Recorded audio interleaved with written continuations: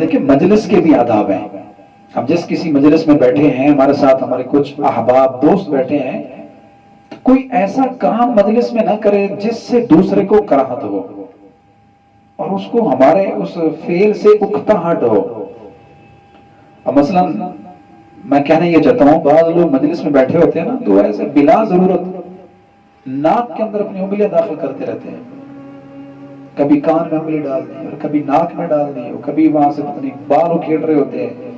ہمارے استاد جی تھے حضرت مولانا شہباز صاحب رحمۃ اللہ علیہ نور اللہ مرقدہ، تو دوران سبق اگر کبھی کوئی طالب علم ایسا کر رہا ہوتا نا تو وہ بڑی سختی سے گرفت کرتے تھے. کہتے ہیں یہ کیا تم چوہے نکال رہے ہو بھائی، چھوڑو اس کو، یہ چوہے نکالنے والی عادت اچھی نہیں ہوتی. اور پھر وہ ناک سے پتہ نہیں کیا کچھ ملبہ نکالتے ہیں، پھر اس کو ایسے کرتے رہتے ہیں، تو دوسرے آدمی کو بڑی کراہت ہوتی ہے. تو اس طرح کی کوئی گھٹیا حرکت جس سے ہمارے کسی صاحب مجلس کو تکلیف ہو، یہ شرعاً اخلاقاً اور معاشرتی اعتبار سے مذموم ہے، بری عادت ہے. اچھا بعض لوگ کیا کرتے ہیں، ناخن کھاتے رہتے ہیں. اب ناخن کے اندر کتنی ایک میل چھپی ہوتی ہے، جراثیم ہوتے ہیں، تو وہاں کاٹ رہے ہوتے ہیں اپنے دانتوں کے ساتھ. تو ناخن تراش پتہ نہیں ان کے پاس نہیں ہوتا یا کیا پرابلم ہوتا ہے، تو وہ ناخن تراش والا کام دانتوں سے لیتے ہیں. اب کتنی کراہت آتی ہے سامنے دیکھنے والے کو. تو ہمیں آداب مجلس کا بھی خیال کرنا چاہیے.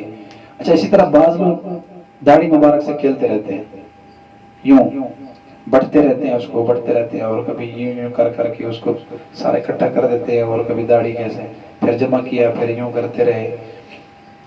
اور اسی طرح بلا ضرورت آنکھوں میں انگلیاں ڈالتے رہنا.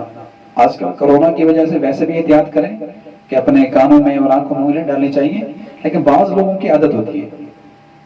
ہمارے ایک وہ قریبی ہیں، وہ کہتے ہیں ایک شخص کے بارے میں کہ میں نے اس کو جب بھی دیکھا نا تو اس کی یہ دونوں انگلیاں ناک میں ہوتی ہیں جہاں کہیں بھی کھڑا ہو.